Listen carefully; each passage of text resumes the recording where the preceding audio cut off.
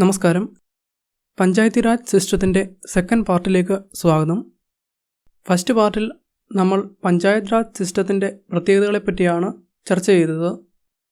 എന്നാൽ സെക്കൻഡ് പാർട്ടിൽ നമ്മൾ പ്രധാനമായും panchayat extension to the scheduled areas act 1996 പറ്റിയായിരിക്കും ചർച്ച ചെയ്യുന്നത്. അതായത് പഞ്ചായത്ത് രാജ് സിസ്റ്റം ഷെഡ്യൂൾഡ് ഏരിയാസിൽ എങ്ങനെ ആപ്ലിക്കബിൾ ആകുന്നു എന്നതാണ് ഈ വീഡിയോയിൽ നമ്മൾ പരിശോധിക്കുന്നത്. ആദ്യത്തെ പാർട്ട് കണ്ടിട്ടില്ലാത്തവർ ദയവായി കാണുക. നമുക്ക് സെക്കൻഡ് പാർട്ടിലേക്ക് കടക്കാം. PESA act of 1996 extension act. ഈ പെസ ആക്ട് എന്ന് പറയുന്നത് panchayat extension to the scheduled areas act എന്നതിൻ്റെ ഷോർട്ട് ഫോമായി പറഞ്ഞതാണ്. ഇതിനെ എക്സ്റ്റൻഷൻ ആക്ട് എന്നും പറയാറുണ്ട്. The provisions of the Part 9 of the Constitution relating to the Panchayats are not applicable to the 5th Scheduled areas. Indian ഭരണഘടനയുടെ part 9 പറഞ്ഞിരിക്കുന്ന panchayat Raj system 5th ഷെഡ്യൂളിൽ പറഞ്ഞിരിക്കുന്ന ട്രൈബൽ ഏരിയാസിൽ ബാധകമല്ല. കാരണം ഈ ട്രൈബൽ കമ്മ്യൂണിറ്റി എന്ന് പറയുന്നത് എപ്പോഴും അവരുടേതായ ഒരു സംസ്കാരവും രീതികളും വെച്ച് പുലർത്തുന്നവരാണ്. അപ്പോൾ ഇത്തരം വ്യവസ്ഥകൾ ചിലപ്പോൾ അവർക്ക് ബുദ്ധിമുട്ടുകൾ ഉണ്ടാക്കും. However, the Parliament may extend these provisions to such areas subject to such exceptions and modification as it may specify. അതുകൊണ്ട് തന്നെ പഞ്ചായത്ത് രാജ് സിസ്റ്റം അതുപോലെ തന്നെ 5th ഷെഡ്യൂൾ ഏരിയയിൽ നടപ്പാക്കുന്നതിന് പകരം പാർലമെൻറ്റിന് വേണമെങ്കിൽ ആവശ്യമായ മാറ്റങ്ങളൊക്കെ വരുത്തി ഈ സിസ്റ്റം 5th ഷെഡ്യൂൾ ഏരിയയിൽ കൊണ്ടുവരുവാൻ സാധിക്കും.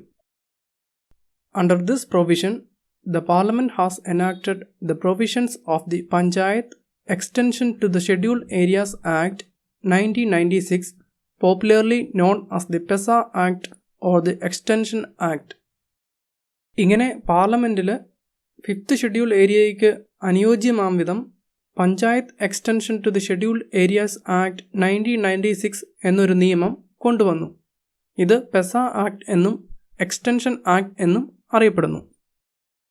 ഒരു കാര്യം ഇവിടെ ശ്രദ്ധിക്കേണ്ടത്, പെസ ആക്ട് ഓഫ് 1996 എന്ന് പറയുന്നത് ഇന്ത്യൻ ഭരണഘടനയുടെ 5th ഷെഡ്യൂൾ ട്രൈബൽ ഏരിയാസിൽ പഞ്ചായത്ത് രാജ് സിസ്റ്റം കൊണ്ടുവരുവാനാണ്. ഈ നിയമം 6th ഷെഡ്യൂൾ ട്രൈബൽ ഏരിയയിൽ ബാധകമല്ല. ഇന്ത്യൻ ഭരണഘടനയുടെ 5th ഷെഡ്യൂൾ എന്ന് പറയുന്നത് 10 സംസ്ഥാനങ്ങൾ, ആന്ധ്രാപ്രദേശ്, തെലങ്കാന, ഗുജറാത്ത്, ജാർഖണ്ഡ്, ഛത്തീസ്ഗഡ്, ഹിമാചൽ പ്രദേശ്, മധ്യപ്രദേശ്, മഹാരാഷ്ട്ര, ഒഡീഷ ആൻഡ് രാജസ്ഥാൻ, ഈ 10 സംസ്ഥാനങ്ങളിൽ ഉൾപ്പെടുന്ന ട്രൈബൽ ഏരിയകൾ ആണ്. ഈ സംസ്ഥാനങ്ങളിലെ ട്രൈബൽ ഏരിയസിലാണ് പെസ ആക്ട് ബാധകമാകുന്നത്. എന്നാൽ 6th ഷെഡ്യൂൾ എന്ന് പറയുന്നത് നോർത്ത് ഈസ്റ്റേൺ സ്റ്റേറ്റ്, അതായത് ആസാം, മേഘാലയ, ത്രിപുര ആൻഡ് മിസോറാം, ഈ സ്റ്റേറ്റുകളിലെ ട്രൈബൽ ഏരിയകളാണ് 6th ഷെഡ്യൂളിൽ ഉൾപ്പെടുന്നത്. അവിടെ പഞ്ചായത്ത് രാജ് സിസ്റ്റം അല്ല, ഓട്ടോണമസ് കൗൺസിൽസ് ഒക്കെയാണ് നിലവിലുള്ളത്. അത് വേറെ സിസ്റ്റമാണ്. പെസ ആക്ട് എന്ന് പറയുന്നത് 5th ഷെഡ്യൂൾ ട്രൈബൽ ഏരിയസിലാണ് ബാധകമായിരിക്കുന്നത്. അത് മറന്നു പോകരുത്. ഇനി നമുക്ക് ഈ നിയമത്തിൻ്റെ ചില ലക്ഷ്യങ്ങളൊക്കെ നോക്കാം. Objectives of the act. PESA ആക്ടിൻ്റെ ഉദ്ദേശങ്ങൾ അഥവാ ലക്ഷ്യങ്ങളാണ് നാം ഇവിടെ പരിശോധിക്കുന്നത്. 1.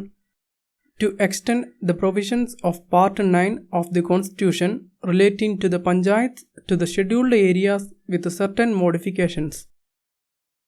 ഇന്ത്യൻ ഭരണഘടനയുടെ 9ാം പാർട്ടിൽ പറയുന്ന പഞ്ചായത്ത് രാജ് സിസ്റ്റം ചില ഭേദഗതികളോടെ ട്രൈബൽ ഏരിയകളിൽ നടപ്പിലാക്കുക. മുമ്പ് പറഞ്ഞതുപോലെ ട്രൈബൽ ഏരിയകളിൽ പഞ്ചായത്ത് രാജ് സിസ്റ്റം അതുപോലെ നടപ്പിലാക്കിയാൽ ചില പ്രശ്നങ്ങളൊക്കെ ഉണ്ടാകും. അതുകൊണ്ട് ചില മോഡിഫിക്കേഷനൊക്കെ വരുത്തി ആ വ്യവസ്ഥകൾ ഇവിടെ കൊണ്ടുവരികയാണ്. 2. To provide self-rule for the bulk of the tribal population.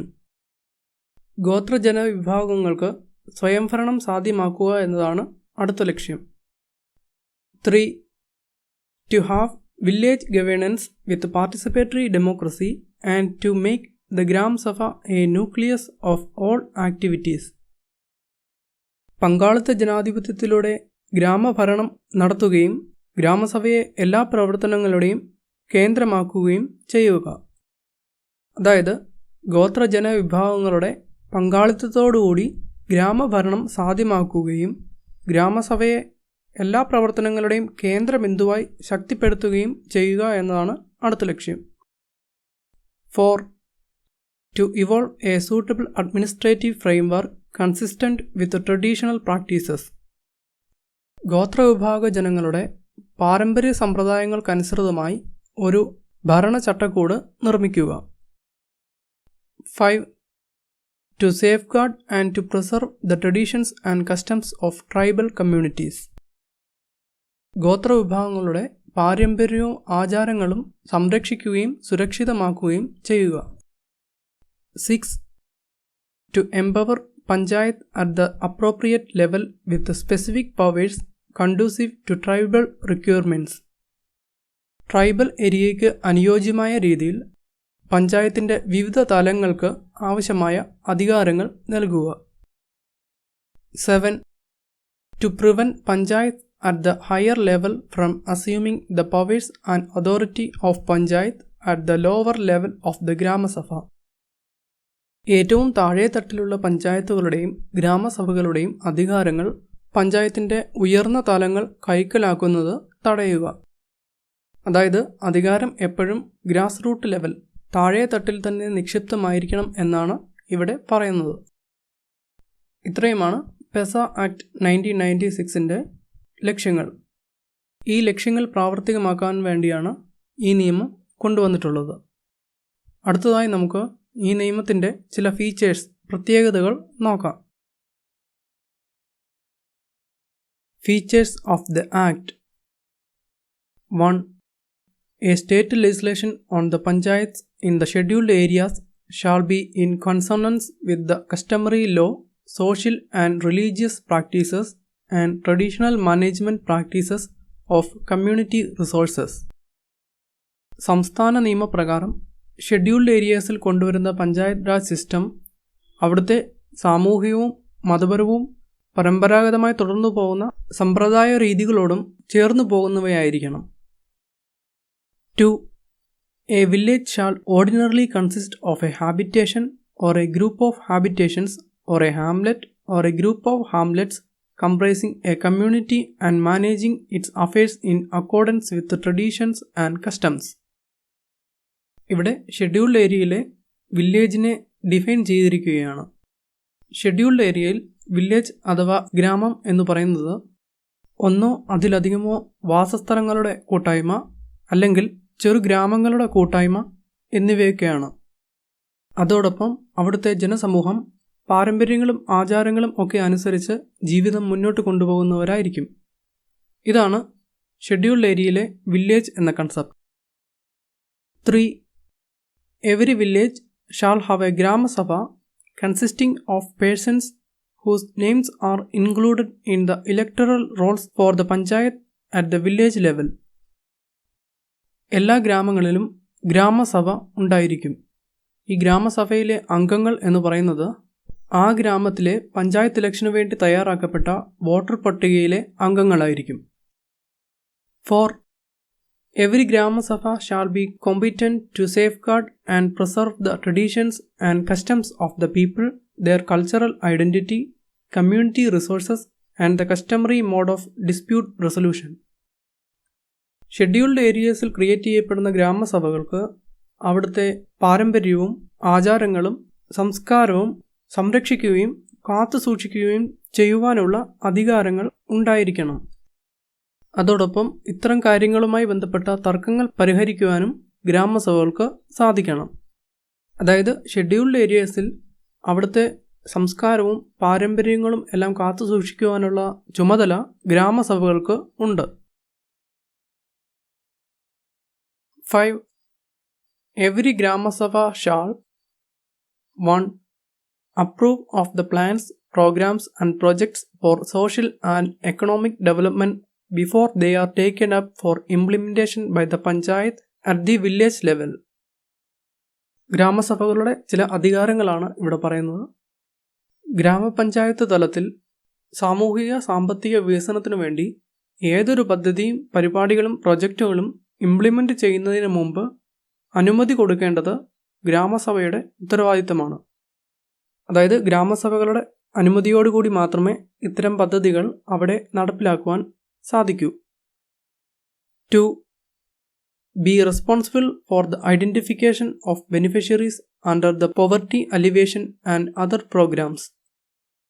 ദാരിദ്ര്യ നിർമ്മാർജ്ജനം, മറ്റു കർമ്മ പരിപാടികൾ എന്നിവയ്ക്ക് അനുയോജ്യമായ ഗുണഭോക്താക്കളെ കണ്ടെത്തുവാനുള്ള ഉത്തരവാദിത്വവും ഗ്രാമസഭകൾക്കാണ് ഉള്ളത്. 6.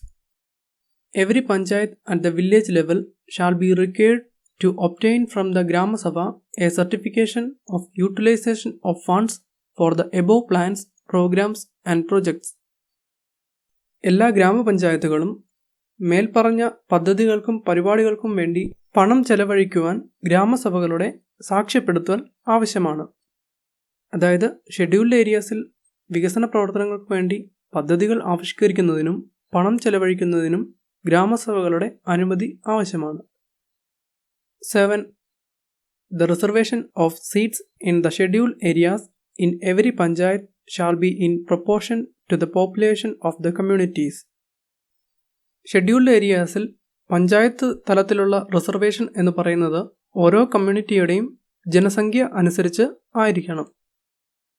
8. The state government may nominate such scheduled tribes which have no representation in the panchayat at the intermediate level or the panchayat at the district level, but such nomination shall not exceed 1/10 of the total members to be elected in that panchayat. Panchayat സിസ്റ്റത്തിൻ്റെ block തലത്തിലോ ജില്ലാ തലത്തിലോ ഏതെങ്കിലും tribal കമ്മ്യൂണിറ്റിക്ക് representation ഇല്ല എന്നുണ്ടെങ്കിൽ state ഗവൺമെൻറ്റിന് കുറച്ച് പേരെ നോമിനേറ്റ് ചെയ്യുവാൻ സാധിക്കും. എന്നാൽ ഇങ്ങനെ നോമിനേറ്റ് ചെയ്യപ്പെടുന്ന അംഗങ്ങൾ തിരഞ്ഞെടുക്കപ്പെട്ട അംഗങ്ങളുടെ 10% കൂടുവാൻ പാടില്ല. 9. The Grama Sabha or the Panchayat at the appropriate level shall be consulted before making the acquisition of land in the scheduled areas for development projects. വികസന പ്രവർത്തനങ്ങൾക്ക് വേണ്ടി ഷെഡ്യൂൾഡ് ഏരിയകളിൽ ഭൂമി ഏറ്റെടുക്കുമ്പോൾ ഗ്രാമസഭയോടും പഞ്ചായത്തുകളോടും കൂടിയാലോചിക്കണം. 10. Planning and management of minor water bodies in the scheduled areas shall be entrusted to Panchayat at the appropriate level. Scheduled ഏരിയസിലെ ചെറുജലാശയങ്ങളുടെ പരിപാലനം എന്ന് പറയുന്നത് ഉചിതമായ പഞ്ചായത്ത് തലത്തെ ഏൽപ്പിക്കാവുന്നതാണ്. 11.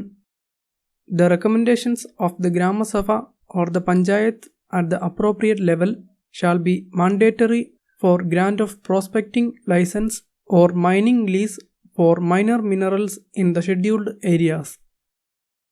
ഷെഡ്യൂൾഡ് ഏരിയയിൽ ചെറുകിട ധാതുക്കളുമായി ബന്ധപ്പെട്ട ഖനനത്തിനുള്ള ലൈസൻസ് കിട്ടണമെങ്കിൽ ഗ്രാമസഭയുടെയും ഉചിതമായ പഞ്ചായത്ത് തലത്തിൻ്റെയും അനുമതി നിർബന്ധമാണ്. 12. The prior recommendation of the Grama Sabha or the Panchayat at the appropriate level shall be mandatory for grant of concession for the exploitation of minor minerals by auction. Scheduled ഏരിയയിൽ ലേലത്തിലൂടെ ചെറുകിട ധാതുക്കളുടെ ഖനനത്തിനുള്ള ഇളവുകൾ നൽകണമെങ്കിൽ ഗ്രാമസഭയുടെയും ഉചിതമായ പഞ്ചായത്ത് തലത്തിൻ്റെയും മുൻകൂർ ശുപാർശ നിർബന്ധമാണ്. ചുരുക്കി പറഞ്ഞാൽ മൈനർ മിനറൽസുമായി ബന്ധപ്പെട്ട കാര്യങ്ങൾക്കൊക്കെ തന്നെ ഗ്രാമസഭയുടെയും പഞ്ചായത്തിൻ്റെയും അനുമതി നിർബന്ധമാണ്. എന്നാൽ മേജർ മിനറൽസിൻ്റെ കാര്യത്തിൽ ഇത് ബാധകമല്ല. 13. State legislature shall ensure that the Panchayat at the appropriate level and the Grama Sabha are endowed specifically with. ഗ്രാമസഭകൾക്കും പഞ്ചായത്തിൻ്റെ ഉചിതമായ തലങ്ങൾക്കും താഴെ പറയുന്ന അധികാരങ്ങൾ ലഭിക്കുന്നു എന്ന് സംസ്ഥാന നിയമസഭകൾ ഉറപ്പുവരുത്തണം എന്നാണ് ഇവിടെ പറയുന്നത്. എന്തൊക്കെയാണ് ആ അധികാരങ്ങൾ എന്ന് നോക്കാം. 1. The power to enforce prohibition or to regulate or restrict the sale and consumption of any intoxicant. ലഹരി പദാർത്ഥങ്ങളുടെ വിൽപ്പനയെ നിയന്ത്രിക്കുവാനും നിരോധിക്കുവാനുമുള്ള അധികാരം. 2. The ownership of minor forest produce. ചെറുകിട വനവിഭവങ്ങളുടെ ഉടമസ്ഥാവകാശം. 3. The power to prevent alienation of land in the scheduled areas and to take appropriate action to restore any unlawfully alienated land of a scheduled tribe. Scheduled ഏരിയയിൽ ഭൂമി അന്യാധീനപ്പെടുന്നത് തടയുന്നതിനുള്ള അധികാരം. ഇപ്രകാരം ഏതെങ്കിലും scheduled ട്രൈബിൻ്റെ ഭൂമി നിയമവിരുദ്ധമായി അന്യാധീനപ്പെട്ടാൽ അത് തിരിച്ചു പിടിക്കുവാനുള്ള അധികാരവും ലഭ്യമായിരിക്കണം. 4. The power to manage village markets. ഗ്രാമീണ ചന്തകൾ പരിപാലിക്കുന്നതിനുള്ള അധികാരം. 5. The power to exercise control over money lending to the scheduled tribes. ഗോത്രജനവിഭാഗങ്ങൾക്ക് പണം പലിശയ്ക്ക് നൽകുന്നത് നിയന്ത്രിക്കുന്നതിനുള്ള അധികാരം. ഇതിലൂടെ അവരെ ചൂഷണം ചെയ്യുന്നത് തടയുവാൻ സാധിക്കും. 6. The power to exercise control over institutions and functionaries in all social sectors. സാമൂഹ്യ മേഖലയുമായി ബന്ധപ്പെട്ട സ്ഥാപനങ്ങളെയും ഉദ്യോഗസ്ഥരെയും നിയന്ത്രിക്കുവാനുള്ള അധികാരം. 7. The power to control local plans and resources for such plans including tribal sub-plans. ഗോത്രജനവിഭാഗങ്ങൾക്കു വേണ്ടിയുള്ള തദ്ദേശമായ പദ്ധതികളെയും വിഭവങ്ങളെയും നിയന്ത്രിക്കുന്നതിനുള്ള അധികാരം. മേൽപ്പറഞ്ഞ ഇത്രയും അധികാരങ്ങൾ ഗ്രാമസഭകൾക്കും പഞ്ചായത്തിൻ്റെ ഉചിതമായ തലങ്ങൾക്കും ലഭ്യമാക്കുവാൻ സംസ്ഥാന നിയമസഭകൾ ആവശ്യമായ നടപടിക്രമങ്ങൾ ചെയ്യണം എന്നാണ് ഇവിടെ പറഞ്ഞിരിക്കുന്നത്. 14. The state legislations shall contain safeguards to ensure that Panchayat at the higher level do not assume the powers and authority of any Panchayat at the lower level or of the Grama Sabha. പഞ്ചായത്തിൻ്റെ ഉയർന്ന തലങ്ങൾ ഗ്രാമസഭയുടെയും താഴ്ന്ന പഞ്ചായത്ത് തലങ്ങളുടെയും അധികാരങ്ങൾ കവരുന്നില്ല എന്ന് സംസ്ഥാന നിയമങ്ങൾ ഉറപ്പുവരുത്തണം എന്നാണ് ഇവിടെ പറയുന്നത്. അതായത് താഴെ തട്ടിൽ ആവശ്യമായ അധികാരങ്ങൾ ലഭ്യമായിരിക്കണം. 15. The state legislature shall endeavor to follow the pattern of the 6th schedule to the constitution while designing the administrative arrangements in the panchayat at district levels in the scheduled areas. ജില്ലാതലത്തിലുള്ള പഞ്ചായത്തുകൾക്ക് ഭരണഘടനയുടെ 6ാം ഷെഡ്യൂളിൽ പറഞ്ഞിരിക്കുന്ന design കൊടുക്കാൻ ശ്രമിക്കാം എന്നാണ് ഇവിടെ പറഞ്ഞിരിക്കുന്നത്. നമുക്കറിയാം പെസ act എന്ന് പറയുന്നത് 5th ഷെഡ്യൂളിന് വേണ്ടി ഉള്ളതാണ്. ആസാം, മേഘാലയ, ത്രിപുര, മിസോറാം എന്നീ സംസ്ഥാനങ്ങൾക്ക് മറ്റൊരു സിസ്റ്റം 6th ഷെഡ്യൂളിൽ മെൻഷൻ ചെയ്തിട്ടുണ്ട്. ആ ഡിസൈൻ ഇവിടെ ജില്ലാതലത്തിലുള്ള പഞ്ചായത്തുകൾക്ക് കൊടുക്കുവാൻ സംസ്ഥാന നിയമസഭകൾക്ക് ശ്രമിക്കാം എന്നാണ് ഇവിടെ പറഞ്ഞിരിക്കുന്നത്. 16. Any provision of any law relating to Panchayat in the scheduled areas which is inconsistent with the provisions of this Act shall cease to be in force at the expiry of 1 year from the date on which this Act receives the assent of the President. However, all the Panchayat existing immediately before such date shall continue till the expiry of their term unless dissolved by the state legislature sooner.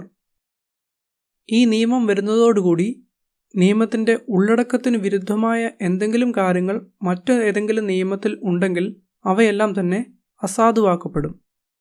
ഈ നിയമം നിലവിൽ വരുമ്പോൾ ഏതെങ്കിലും പഞ്ചായത്തുകൾ നിലവിലുണ്ടെങ്കിൽ അവ കാലാവധി തീരുന്നതുവരെ പ്രവർത്തിക്കുവാൻ സാധിക്കും.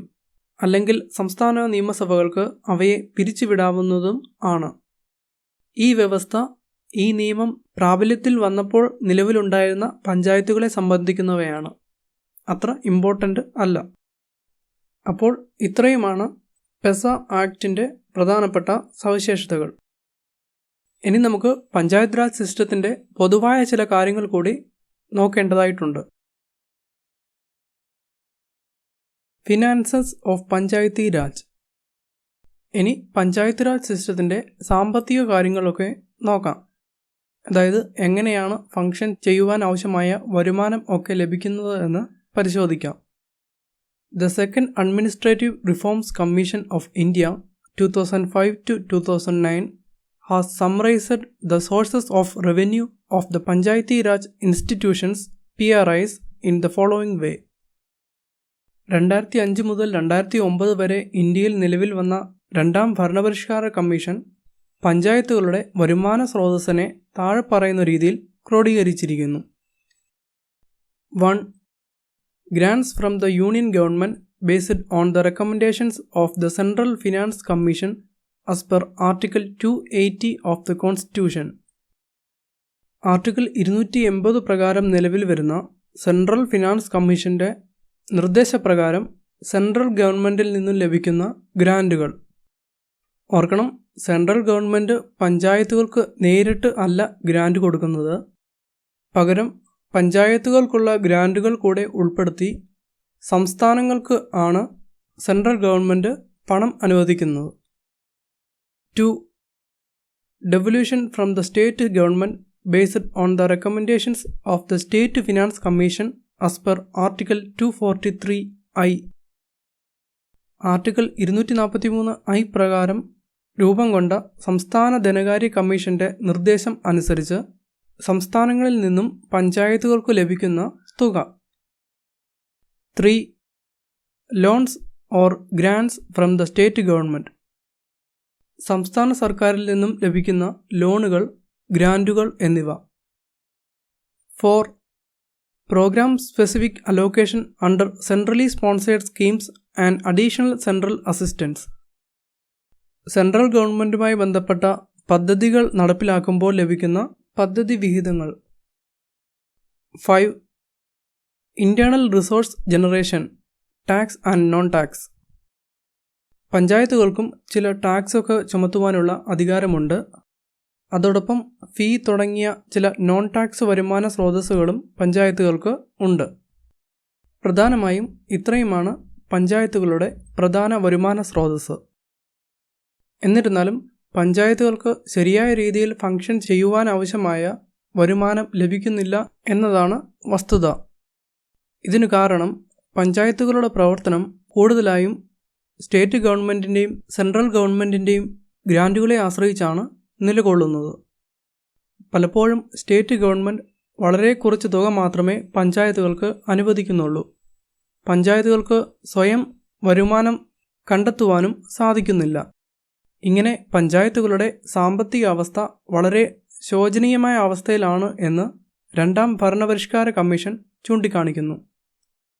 ഇത്രയുമാണ് പ്രധാനമായും പഞ്ചായത്തുകളുടെ സാമ്പത്തിക അവസ്ഥയെപ്പറ്റി നമുക്ക് നിരീക്ഷിക്കുവാൻ സാധിക്കുന്നത്. Reasons for ineffective performance. Panchayat Raj system എന്തുകൊണ്ട് മോശമായ രീതിയിൽ പ്രവർത്തിക്കുന്നു എന്നതിൻ്റെ കാരണങ്ങളാണ് നമ്മൾ ഇവിടെ കാണുവാൻ പോകുന്നത്. Even after conferring the constitutional status and protection through the 73rd Amendment Act 1992, the performance of the Panchayati Raj institutions (PRIs) has not been satisfactory and not up to the expected level. The various reasons for this suboptimal performance are as follows. 1992 73ാം ഭരണഘടനാ ഭേദഗതിയിലൂടെ പഞ്ചായത്തുകൾക്ക് ഭരണഘടനാ പദവി ഒക്കെ നൽകിയെങ്കിലും അവയുടെ പ്രവർത്തനം തൃപ്തികരമല്ല. അതിൻ്റെ കാരണങ്ങൾ നമുക്ക് നോക്കാം. 1. Lack of adequate devolution. Many states have not taken adequate steps to devolve 3 Fs, that is functions, funds and functionaries, to the PRIs to enable them to discharge their constitutionally stipulated function. പല സംസ്ഥാനങ്ങളും പഞ്ചായത്തുകൾക്കാവശ്യമായ അധികാരങ്ങളും സാമ്പത്തിക സഹായങ്ങളും ഉദ്യോഗസ്ഥരെയും നൽകുന്നില്ല. അങ്ങനെ functions, funds, functionaries എന്നിവയുടെ അപര്യാപ്തത മൂലം പഞ്ചായത്തുകളുടെ പ്രവർത്തനം താളം തെറ്റുന്നു. 2. Excessive control by bureaucracy. In some states, the Grama Panchayat have been placed in a position of subordination. Hence, the Grama Panchayat Sarpanch have to spend extraordinary amount of time visiting block offices for funds and or technical approval. Thus, interactions with the block staff office distort the role of Sarpanches as elected representatives. പഞ്ചായത്തുകളുടെ പ്രവർത്തനം ഉദ്യോഗസ്ഥരുടെ അമിതമായ ഇടപെടലുകൾ കാരണം പ്രശ്നത്തിലാകുന്നു. ഉദാഹരണത്തിന് ഗ്രാമപഞ്ചായത്തുകൾക്ക് വളരെയധികം താഴ്ന്ന പദവിയാണ് ഉള്ളത്. പലപ്പോഴും ഗ്രാമപഞ്ചായത്ത് പ്രതിനിധികൾക്ക് ബ്ലോക്ക് ഓഫീസിലും മറ്റും അനുമതികൾക്കായി കയറിയിറങ്ങേണ്ടി വരുന്നു. ഇത്തരം സന്ദർഭങ്ങളിൽ ഉദ്യോഗസ്ഥരുടെ അമിതമായ ഇടപെടലുകൾ പഞ്ചായത്തിൻ്റെ പ്രവർത്തനത്തെ തന്നെ ബാധിക്കുന്നു. ഇതിനു കാരണം തിരഞ്ഞെടുക്കപ്പെട്ട പഞ്ചായത്ത് പ്രതിനിധികൾക്ക് വളരെ താഴ്ന്ന പദവിയും അധികാരങ്ങളുമാണ് ഉള്ളത്. അതിനാൽ ഇത്തരത്തിലുള്ള ഉദ്യോഗസ്ഥ ഭരണവും പഞ്ചായത്തിൻ്റെ പ്രവർത്തനത്തെ ബാധിക്കുന്നു. 3. Tied nature of funds. This has two implications. The activities stated under a certain scheme are not always appropriate for all parts of the district. This results in unsuitable activities being promoted or an underspend of the funds. പലപ്പോഴും പഞ്ചായത്തുകൾക്ക് അനുവദിക്കുന്ന ഫണ്ടുകൾ പലതരം വ്യവസ്ഥകൾക്ക് വിധേയമായിരിക്കും. അതായത് എന്തെങ്കിലും സ്കീമുകളുടെ ഒക്കെ ഭാഗമായിട്ടായിരിക്കും പഞ്ചായത്തുകൾക്ക് fund അനുവദിക്കുന്നത്. ഇതുകൊണ്ടുള്ള പ്രശ്നം എന്താണെന്ന് വെച്ചാൽ എല്ലാ സ്കീമുകളും ഒരു ജില്ലയുടെ എല്ലാ ഭാഗത്തും അനുയോജ്യമായിരിക്കണം എന്നില്ല. ഇത് കാരണം ഫണ്ട് ആവശ്യാനുസരണം ഉപയോഗിക്കാൻ സാധിക്കാതെ വരികയോ അനുയോജ്യമല്ലാത്ത പദ്ധതികൾ നടപ്പാക്കി ഫണ്ട് പാഴാക്കി കളയുകയോ ചെയ്യുന്നു. 4. Overwhelming dependency on government funding. A review of money received and own source funds shows the overwhelming dependence of panchayats on government funding. പഞ്ചായത്തുകൾ പ്രധാനമായും ഗവൺമെൻറ് ഫണ്ടിനെ ആശ്രയിച്ചാണ് പ്രവർത്തിക്കുന്നത്. പഞ്ചായത്തുകൾ ടാക്സിലൂടെയും മറ്റും സ്വയം ജനറേറ്റ് ചെയ്യുന്ന വരുമാനവും ഗവൺമെൻറ് ഫണ്ടിങ്ങും കമ്പയർ ചെയ്യുമ്പോൾ നമുക്കത് മനസ്സിലാകും. 5. Reluctance to use fiscal powers. An important power devolved to Grama Panchayat is the right to levy tax on property, business, markets, fairs and also for services provided like street lighting or public toilets, etc. Very few panchayats use their fiscal power to levy and collect taxes. പഞ്ചായത്തുകളിൽ നിക്ഷിപ്തമായിരിക്കുന്ന സാമ്പത്തിക അധികാരങ്ങൾ തന്നെ വേണ്ട വിധം പ്രയോജനപ്പെടുത്തുന്നില്ല. ഉദാഹരണത്തിന് സ്ഥലം, വ്യാപാരം, ചന്തകൾ, മേളകൾ തുടങ്ങിയവയ്ക്കെല്ലാം നികുതി ചുമത്തുവാനുള്ള അധികാരം പഞ്ചായത്തുകൾക്ക് ഉണ്ട്. അതോടൊപ്പം തന്നെ സ്ട്രീറ്റ് ലൈറ്റുകൾ, പബ്ലിക് ടോയ്ലറ്റുകൾ തുടങ്ങിയ സേവനങ്ങൾക്കും നികുതി ചുമത്താം. എന്നാൽ വളരെ കുറച്ച് പഞ്ചായത്തുകൾ മാത്രമാണ് ഈ അധികാരങ്ങളെല്ലാം ശരിയായ വിധത്തിൽ ഉപയോഗിക്കുന്നത്. 6. Status of the Grama Sabha. Empowering the Grama Sabhas could have been a powerful weapon for transparency, accountability, and for involvement of the marginalized sections. However, a number of the state acts have not spelled the powers of Grama Sabhas, nor have any procedures been laid down for the functioning of these bodies or penalties for the officials. ഗ്രാമസഭയെ ശക്തിപ്പെടുത്തിയാൽ നമുക്ക് കൂടുതൽ സുതാര്യതയും ഉത്തരവാദിത്വവും കൊണ്ടുവരുവാൻ സാധിക്കും. അതോടൊപ്പം തന്നെ പാർശ്വവത്കരിക്കപ്പെട്ട ജനവിഭാഗങ്ങളുടെ പങ്കാളിത്തവും ഉറപ്പുവരുത്താം. എന്നാൽ പലപ്പോഴും സംസ്ഥാന നിയമങ്ങളിൽ പഞ്ചായത്തുകൾക്ക് ആവശ്യമായ അധികാരങ്ങളോ നടപടിക്രമങ്ങളെപ്പറ്റിയോ വീഴ്ച വരുത്തുന്ന ഉദ്യോഗസ്ഥർക്കെതിരെയുള്ള നടപടികളെപ്പറ്റിയോ പരാമർശിക്കുന്നില്ല. ഇങ്ങനെ പഞ്ചായത്തുകൾക്ക് ഒരു ലോ സ്റ്റാറ്റസ് ആണ് ഉള്ളത്. 7. Creation of parallel bodies. Often parallel bodies are created for supposedly speedy implementation and greater accountability. However, there is little evidence to show that such parallel bodies have avoided the evils including that of partition politics, sharing of spoils, corruption and elite capture. പലപ്പോഴും പെട്ടെന്ന് പദ്ധതികൾ നടപ്പിൽ വരുത്തുവാനും കൂടുതൽ ചുമതലകൾ കൊടുക്കുവാനും പഞ്ചായത്തുകൾക്ക് ബദലായി സമാന്തരമായി ഒരു ബോഡി ക്രിയേറ്റ് ചെയ്യപ്പെടുന്നു. ഇത്തരം പാരലൽ ബോഡികളും പഞ്ചായത്തുകളുടെ അധികാരങ്ങൾ കവർന്നെടുക്കുന്നു. എഫിഷ്യൻസി കൂട്ടുവാൻ വേണ്ടിയാണ് ഇത്തരം പാരലൽ ബോഡികൾ നിർമ്മിക്കപ്പെടുന്നത് എങ്കിലും രാഷ്ട്രീയ ഇടപെടലുകൾ, അഴിമതികൾ തുടങ്ങിയവ ഇത്തരം ബോഡികളിലും കാണപ്പെടുന്നു. 8. Poor infrastructure. A large number of Grama Panchayats in the country do not have even full-time secretary. Around 25% of the Grama Panchayats do not have basic office buildings. The database for planning, monitoring, etc. are lacking in most of the cases. അടിസ്ഥാന സൗകര്യങ്ങളുടെ അപര്യാപ്തത മറ്റൊരു ഘടകമാണ്. പലപ്പോഴും ഗ്രാമപഞ്ചായത്തുകൾക്ക് full time സെക്രട്ടറിമാർ പോലും ഉണ്ടാകാറില്ല. രാജ്യത്തെ ഏകദേശം 25% ഗ്രാമപഞ്ചായത്തുകൾക്കും സ്വന്തമായി ഓഫീസ് ബിൽഡിങ്ങുകൾ പോലും ഇല്ല. കമ്പ്യൂട്ടറുകളുടെയും ഡാറ്റാബേസിൻ്റെയും അപര്യാപ്തത പദ്ധതികളുടെ ആസൂത്രണം, മേൽനോട്ടം എന്നിവയെയും ബാധിക്കുന്നു. ഇങ്ങനെ പഞ്ചായത്തുകളുടെ പ്രവർത്തനം താളം തെറ്റുന്നു. ഇത്രയുമാണ് രാജ്യത്തെ പഞ്ചായത്തുകൾ നേരിടുന്ന പ്രധാനപ്പെട്ട പ്രശ്നങ്ങൾ. ഇവയെല്ലാം പരിഹരിച്ചാൽ മാത്രമേ പഞ്ചായത്തുകളുടെ ശരിയായ ലക്ഷ്യം പൂർത്തീകരിക്കുവാൻ സാധിക്കുകയുള്ളൂ. ഇവയെല്ലാം പരിഹരിച്ചാൽ തീർച്ചയായും പഞ്ചായത്തുകൾക്ക് വലിയ മാറ്റങ്ങൾ തന്നെ കൊണ്ടുവരുവാൻ സാധിക്കും. ഇത്രയുമാണ് പഞ്ചായത്ത് രാജ് സിസ്റ്റത്തെപ്പറ്റി പ്രധാനമായും പറയുവാനുള്ളത്. പഞ്ചായത്ത് രാജ് സിസ്റ്റത്തിൻ്റെ ക്ലാസ് ഇവിടെ അവസാനിക്കുന്നു.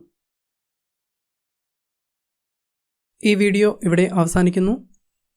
നെക്സ്റ്റ് പാർട്ടും പൊളിറ്റിയുടെ പ്ലേലിസ്റ്റും താഴെ കൊടുത്തിരിക്കുന്നു. നന്ദി.